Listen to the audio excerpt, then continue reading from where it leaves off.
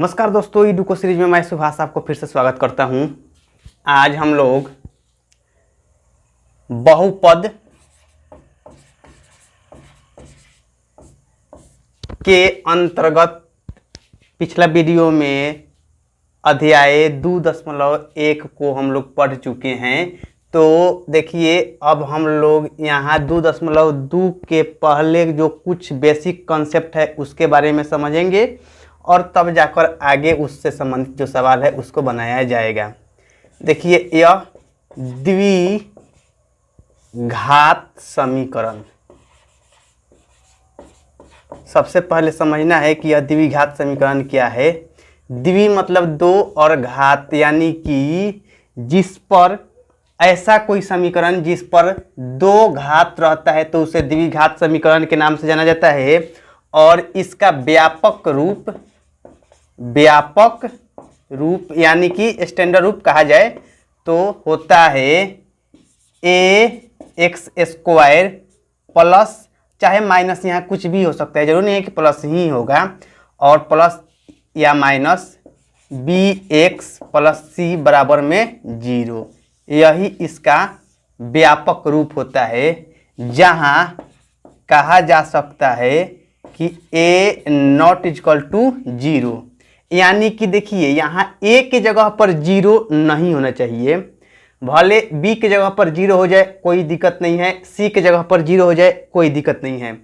आखिर a के जगह पर 0 क्यों नहीं होना चाहिए, इसका भी तो कुछ ना कुछ तर्क होना चाहिए। देखिए क्या तर्क है कि अगर यह कैसा है, द्विघात है, तो यहाँ द्विघात का मतलब कि सबसे बड़ा से बड़ा जो घात अगर 2 पाया जाएगा तो उसी घात वाले को 2 होने के कारण से ही इसका नाम दिया जाता है द्विघात समीकरण। और इस द्विघात समीकरण के गुणांक में कोई अगर संख्या, मान लीजिए यहाँ a के जगह पर 0 होगा, तब 0 में इसमें गुना हो जाएगा, तब तो जिसको 0 बना देगा। इसीलिए इसके a के जगह पर 0 नहीं होना चाहिए।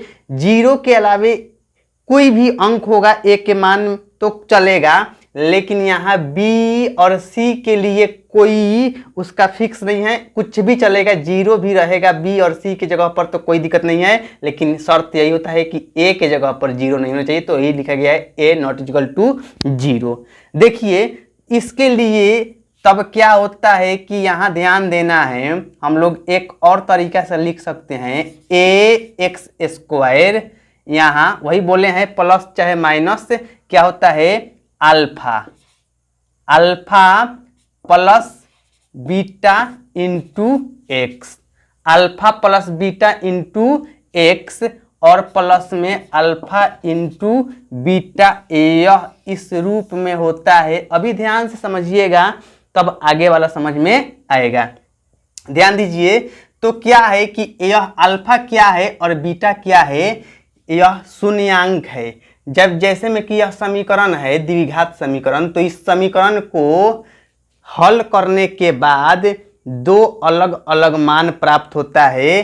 तो क्योंकि 2 अलग अलग मान क्यों प्राप्त होता है, क्योंकि इसका घात 2 है। जितना घात होता है उतना ही उसका हल प्राप्त होता है। तो द्विघात समीकरण में 2 घात होने के कारण, उसमें 2 घात होने के कारण 2 अलग अलग मान प्राप्त होता है, जिसमें से दोनों को शून्यांक के रूप में जाना जाता है, और एक को अल्फा से सूचित कर दिया जाता है तथा दूसरे को बीटा से सूचित किया जाता है। यानी कि जब समीकरण को हल किया जाएगा तो हल करने के बाद में 2 मान जो प्राप्त होता है, तो उसमें से एक को अल्फा और दूसरे को बीटा के रूप में जाना जाता है। तो वह जो भी शून्यांक प्राप्त होता है, यानी कि समीकरण को हल करने के बाद में 0 से तुलना कराने के बाद में शून्यांक ज्ञात किया जाता है। और जो भी शून्यांक ज्ञात होता है तो उसके लिए 2 सूत्र होता है। कौन कौन सूत्र होता है, ध्यान दीजिए। एक होता है शून्यांकों का योगफल कहिए चाहे योग कहिए, तो क्या होता है, माइनस में b बाई a, माइनस में b यहाँ है तो माइनस में b बाई a, यह शून्यांकों के योगफल का सूत्र होता है। अब दूसरा नाम में क्या होता है, शून्यांकों का गुणनफल। यानी कि शून्यांक जो भी कुछ मान प्राप्त होगा उस दोनों मान को अगर आपस में गुना किया जाएगा तो दोनों को गुना करने के बाद c/a यानी कि c/a के रूप में उसका मान प्राप्त होगा।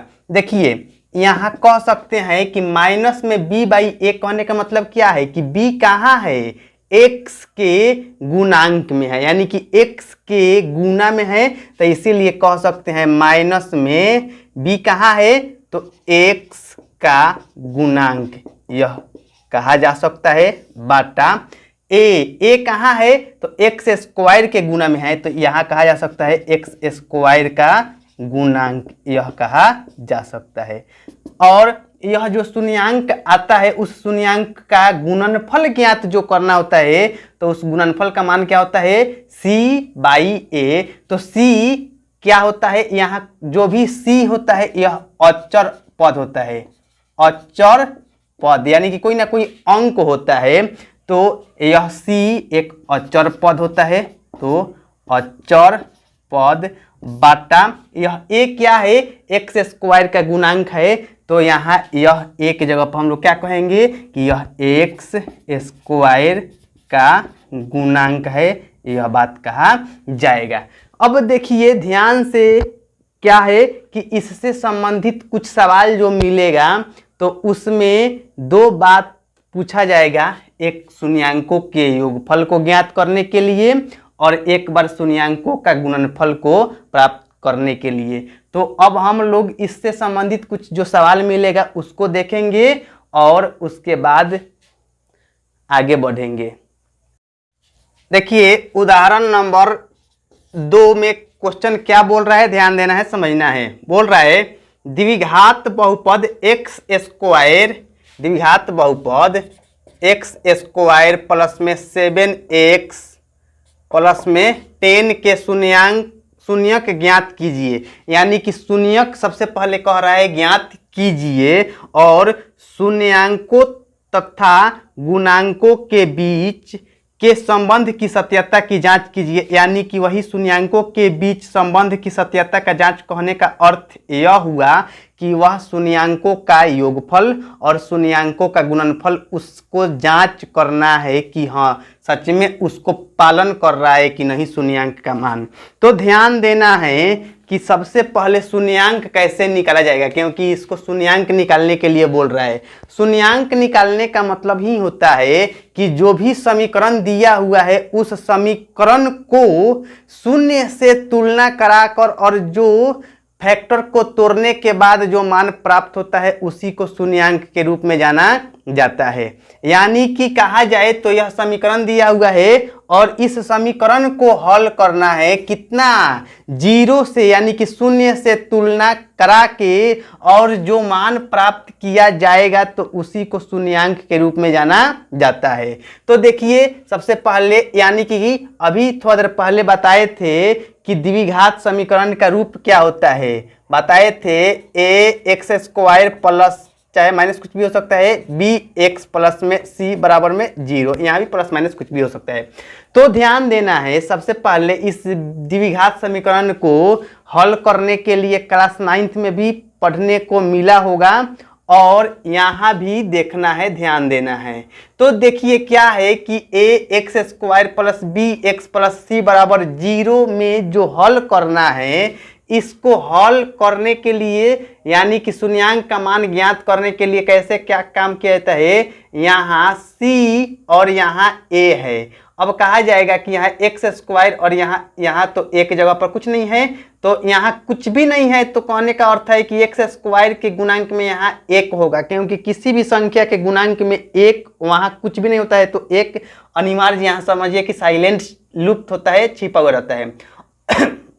अब कहा जा सकता है कि यहाँ तो x है तो x है और b के जगह पर कितना है 7 है, ठीक है, प्लस यहाँ c के जगह पर कितना है 10 है बराबर 0। तो इसको शून्यांक कैसे ज्ञात किया जाता है, यहाँ a और यहाँ c में गुणा करके और गुणनफल को ऐसे 2 भागों में तोड़ दिया जाता है जिसको जोड़ने या घटाने से, क्या बोले, a और c को सबसे पहले गुणा किया जाता है और गुना करने के बाद जितना भी मान प्राप्त होता है तो उसको ऐसे दो भाग में गुणनफल के रूप में तोड़ा जाता है जिसको जोड़ने या घटाने से, क्या बोले, जोड़ने या घटाने से b के मान के बराबर उसका मान प्राप्त होना चाहिए, तो कहा जाएगा कि गुणनफल का रूप सही चल रहा है। देखिए कहने का अर्थ अब एक एग्जाम्पल के रूप में चला जाएगा तो समझ में आएगा।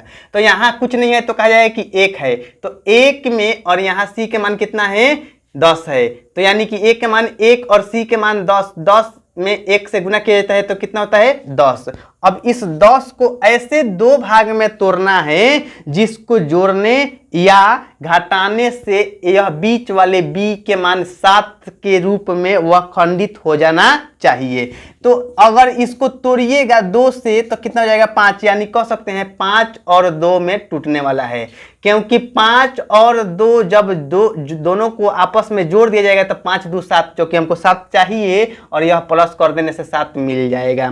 तो इसको हम लोग क्या लिख सकते हैं, एक्स स्क्वायर और इधर इंप्लाई का चिन्ह दे दिया जाएगा क्योंकि बीच में बराबर का चिन्ह चल रहा है। तो एक्स स्क्वायर प्लस में यहाँ 7x है तो यहाँ अलग अलग हम लोग लिख सकते हैं 5x प्लस में 2x। देखिए इस पर कोई भी प्रभाव नहीं पड़ेगा, यानी कि 5 गो x प्लस 2 गो x मिलेगा तो 7 गो x हो जाएगा, जो कि इस पर कोई भी प्रभाव नहीं पड़ेगा। और यह प्लस में 10 है तो प्लस में 10 बराबर में 0।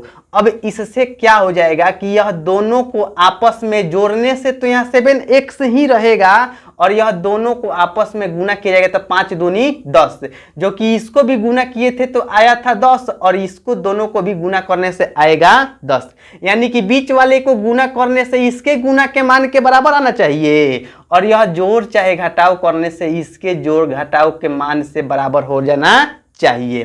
तो इसको अब हम लोग आगे बढ़ाएंगे तो क्या हो जाएगा, एक्स स्क्वायर, सॉरी यहाँ क्या हो जाएगा कि देखिए यहाँ x है, इसमें भी x है तो x कॉमन निकल जाएगा, तो x कॉमन निकलेगा तो यहाँ 2 गो x है तो 1 गो x बचेगा और यहाँ 5 है तो 5 बचेगा, प्लस में यहाँ 2x है और यहाँ 10 है, यहाँ से कुछ कॉमन निकलने वाला है, यहाँ से कुछ कॉमन 2 निकलने वाला है तो 2 कॉमन निकाल लीजिएगा तो x अब प्लस में 2 पचे 10 यानी कि 5 तब बराबर में 0। इस तरह से फैक्टर को तोड़ देने के बाद में इसमें से जो भी कुछ कॉमन निकलने लायक होता है उसको कॉमन बाहर निकाल दिया जाता है।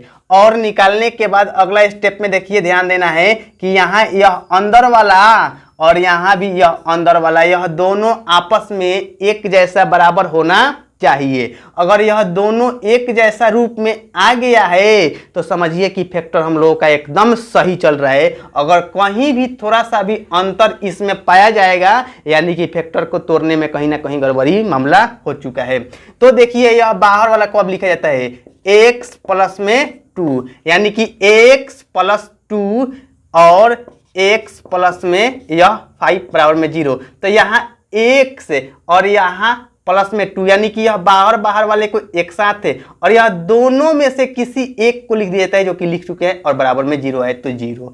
अब देखना है कि x प्लस में 2 और एक बार क्या होगा कि यह इससे गुना में है, यह दोनों आपस में गुना में है तो इसका मान ज्ञात करना है तो इसको भाग में भेज दिया जाएगा। तो भाग में जब जाएगा तो क्या हो जाएगा कि 0 बाटा इतना, यानी कि 0 और बाटा में इतना आएगा तो सबको तो 0 ना बना देगा, तब कहा जाएगा कि कितना आ जाएगा, इतना बराबर में 0 आ जाएगा। तब क्या हो जाएगा कि x का मान निकालिएगा तो यह प्लस में इधर आए तो माइनस में इधर आके x का मान कितना हो जाएगा, माइनस में 2। इसी तरह से ध्यान देना है जैसे कि एक बार इसको इधर रख के और इसको भाग में भेज दिया गया था, अब एक बार ऐसे भी तो हो सकता है कि इसको ही इधर रख के इसको भाग में भेज दीजिएगा तो क्या हो जाएगा, इतना बराबर 0, क्योंकि यह भी जाएगा बट्टा में 0 तो 0 बट्टा इतना यानी कि 0 ही बना देगा। तब कहा जा सकता है कि x प्लस 5 बराबर में 0, तो x का मान कितना आ जाएगा, यह भी इधर प्लस में है तो उधर जाएगा तो माइनस में हो जाएगा, यानी कि x का मान हो जाएगा माइनस में 5। तब देखिए यानी कि कह सकते हैं कि अल्फा का मान कितना आ गया, माइनस में 2 और बीटा का मान कितना आ गया, माइनस में 5। अब देखना है कि शून्यांकों का क्या, शून्यांकों का योगफल और शून्यांकों का गुणनफल यह पालन कर रहा है कि नहीं। तो लिखिए शून्यांकों का योगफल, शून्यांकों का योगफल का मतलब कि शून्यांकों जो भी कुछ मान प्राप्त हुआ है तो उसको योग करना है। तो मान कितना कितना मान प्राप्त हुआ है, माइनस में 2 और प्लस माइनस में 5, यानी कि कितना कितना मान प्राप्त हुआ है, माइनस में 2 और माइनस में 5, इसका योगफल करना है, जो कि योगफल कर दिए यानी कि जोड़ दिए। तब यह माइनस में 2 और माइनस में 5 मिलकर कितना हो जाएगा, माइनस में 7, यानी कि कहा जाएगा, ध्यान देना है कि माइनस में 7 का मतलब कि बाटा में 1, तो बाटा में 1 यानी कि यह माइनस में 7 है, जो कि यहाँ क्या है, यहाँ कहा जाए तो यहाँ 7 है। और सूत्र होता क्या है, माइनस में b बाई ए, शून्यांकों का योगफल का यही ना सूत्र होता है, माइनस में b बाई ए। तो यह तो सूत्र के जगह पर यहाँ माइनस के लिए माइनस, और b का शुद्ध मान कितना 7, जो कि b का मान यहाँ शुद्ध 7 है, और a का मान कितना है 1, जो कि यहाँ कितना था 1 था। यानी कि हम लोगों का यह शून्यांकों का योगफल एकदम 100% सत्य है, साबित हो चुका है। तब इसको हिंदी में भी लिख सकते हैं, क्या लिख सकते हैं कि माइनस में x का गुणांक बाटा x स्क्वायर का गुणांक। अब देखना है शून्यांकों का योगफल हो गया, अब निकालना है शून्यांकों का गुणनफल। शून्यांकों का गुणनफल, तो शून्यांकों का गुणनफल के लिए क्या होगा, शून्यांकों का गुणनफल, शून्यांक कितना कितना है, माइनस में 2 माइनस में 2, और गुणनफल यानी कि गुना करना है माइनस में 5, माइनस में 5 तो गुना कीजिएगा तो माइनस माइनस प्लस में 10, तो 10 आ गया, यानी कि कहा जाएगा कि बाटा में तो 1 है, तो बाटा में 1 है, तो इसका सूत्र क्या होता है, c बाई ए होता है, c बाई ए होता है शून्यांकों का गुणनफल का सूत्र ही ना होता है c बाई ए। तो c की जगह पर कितना है 10, जो कि 10 आ गया है गुणनफल करने से, और बाटा में a कितना है, तो यहाँ 1 है, जो कि एक का भी मान 1 आ गया है। तो इसको अगर हिंदी में लिखा जाएगा तो c क्या होता है, अचर पद, अचर पद बाटा यहाँ a क्या होता है, a x स्क्वायर का गुणांक होता है, तो इसको भी लिख सकते हैं x स्क्वायर का गुणांक। देखिए इससे संबंधित एक्सरसाइज 2.2 में बहुत सारा सवाल मिलने वाला है, इसको इसीलिए बहुत अच्छा से डीपली समझाते हुए बढ़े हैं, जिससे कि आपको बहुत अच्छा से समझ में आ जाए। देखिए अब उदाहरण नंबर 3 देखना है। उदाहरण 3 में क्वेश्चन क्या बोल रहा है, बोल रहा है कि बहुपद x स्क्वायर माइनस में 3 के शून्यक ज्ञात कीजिए, यानी कि इसका भी शून्यक ज्ञात करना है, और शून्यांकों तथा गुणांकों के बीच संबंध की सत्यता की जांच कीजिए, यानी कि शून्यक सबसे पहले ज्ञात करना है, और ज्ञात करने के बाद में उसमें भी सत्यता की जांच करना है। तो जांच करने के लिए ध्यान देना है कि सबसे पहले हम लोगों को क्या करना होगा, शून्यांक को ज्ञात करना होगा। तो बता चुके हैं कि शून्यांक कैसे ज्ञात किया जाता है। शून्यांक को ज्ञात करने का मतलब होता है कि शून्य से तुलना करा देना, यानी कि उसको शून्य के बराबर लेकर चलने से जो मान प्राप्त होगा उसी को शून्यांक के रूप में जाना जाता है। तो देखिए बराबर में यानी कि शून्य मान लिए और आगे बढ़ना है। अब कहिएगा कि इसमें तो फैक्टर के रूप में यह एक्स स्क्वायर प्लस में बी एक्स प्लस में सी बराबर में 0 ऐसे रूप में तो है नहीं।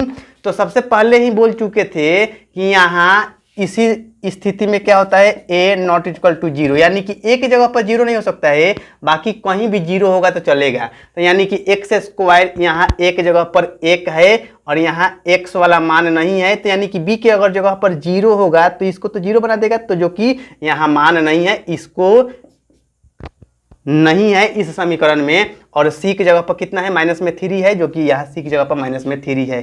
तो यह इधर वाला यह रहे चाहे न रहे, लेकिन यह पद जरूर रहेगा, तब जाकर द्विघात समीकरण को सही रूप मिल पाएगा। तो देखिए क्या है कि इसको हल किया जाएगा तो एक्स स्क्वायर माइनस जो इधर 3 है तो इधर आएगा तो प्लस में 3 हो जाएगा, तो प्लस में 3 हो गया। अब आगे बढ़िए, ध्यान देना है, तब कहा जाएगा कि x बराबर यह इधर से क्या है, इधर स्क्वायर में है तो उधर जब जाता है तो रूट में हो जाता है, और रूट में एक बार संख्या प्लस में भी मिलेगा और एक बार माइनस में मिलता है। यानी कि कहा जा सकता है कि x का मान एक बार कितना आ गया प्लस में √3 और एक बार कितना आ गया एक बार माइनस में √3। यानी कि कह सकते हैं कि अल्फा का मान कितना आया, अल्फा का मान प्लस में √3, बीटा का मान कितना आ गया माइनस में √3 कहा जा सकता है।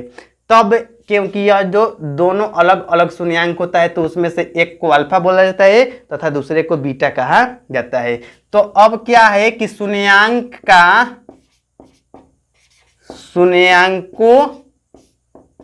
का योगफल निकाला जाए। शून्यांकों का योगफल तो योगफल क्या क्या दिया हुआ है, यह √3 और योग करना है माइनस में √3, यानी कि √3 और यह प्लस माइनस में √3 जो कि यह कट जाएगा तो कितना जाएगा 0। अब बटा में तो 1 होगा, यानी कि कह सकते हैं कि यहाँ b के जगह पर क्या है, कुछ भी नहीं है। तभी तो बताए थे कि b के जगह पर कुछ नहीं है, तो इसीलिए तो इसका मान 0 आ गया, जो कि यह कहेंगे कि क्या है माइनस में b/a। तो यहाँ माइनस में b/a कहने का मतलब है कि माइनस में b क्या होता है, b होता है x का गुणांक, जो कि यहाँ x के तो गुणांक में कुछ है नहीं, तो इसीलिए कहा जाएगा कि माइनस में x का गुणांक, बाटा में x का गुणांक कुछ नहीं है, इसीलिए तो उसके बदला में 0 मिला है। अब कहा जाएगा कि यहाँ a, तो a को एक्स स्क्वायर के गुणांक वाला ही जो मान होता है उसी को तो a बोला जाता है। यानी कि एक्स स्क्वायर के गुणांक में यहाँ कितना है 1 है, कुछ भी नहीं दिया है, तो यानी कि 1 है साइलेंट, जो कि वही तो बाटा में 1 ही रहता है छिपा हुआ। तो यानी कि a का मान कितना आया 1 आया है। तो कह सकते हैं कि एक्स स्क्वायर का गुणांक। अब देखिए यह तो शून्यांकों का योगफल निकल गया। अब निकालना है शून्यांकों का गुणनफल। शून्यांकों का गुणनफल का मतलब अल्फा इंटू बीटा, यानी कि कहा जाएगा कि यह अल्फा, यह क्या है कि अल्फा प्लस में बीटा हो गया और यहाँ अल्फा इंटू बीटा। तब अल्फा प्लस बीटा यह हम लोग कर चुके हैं और अल्फा इंटू बीटा यह इसका मान अब निकालना है। तो देखिए अल्फा का मान कितना आया है √3 इंटू बीटा का मान कितना आया है माइनस में √3, जो कि अगर गुना किया जाता है तो √3 में √3 से गुना करने से 3 आएगा और प्लस माइनस में 3 हो जाएगा। यानी कि इसके बाटा में भी तो 1 छिपा होगा। तो यहाँ देखा जाएगा क्या है कि सूत्र क्या होता है शून्यांकों का गुणनफल के c/a। तो c के जगह पर कितना माइनस में 3 है, जो कि c की जगह पर यहाँ कितना है माइनस में 3 है, और a की जगह पर कितना है यहाँ 1 है। यानी कि इसको हम लोग कह सकते हैं कि c को अचर पद कहा जाता है, अचर पद बाटा a क्या होता है एक्स स्क्वायर का गुणांक। तो इसको लिख सकते हैं एक्स स्क्वायर का गुणांक।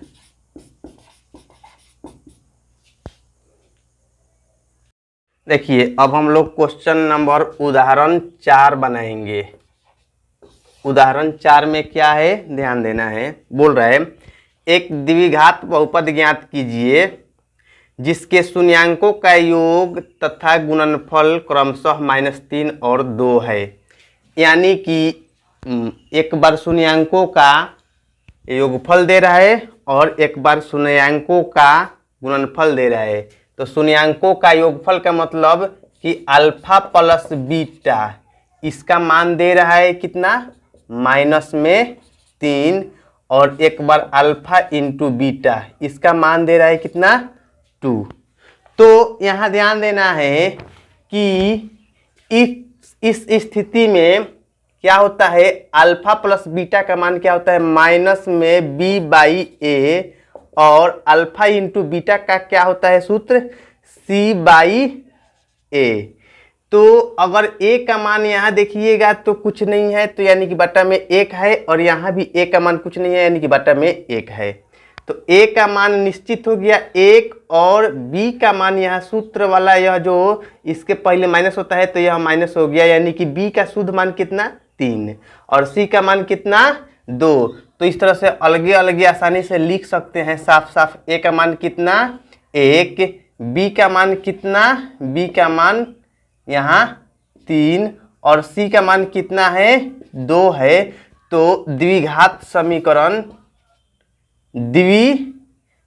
समीकरण का जो व्यापक रूप होता है क्या होता है, ax² प्लस bx प्लस सी बराबर में 0, यही होता है।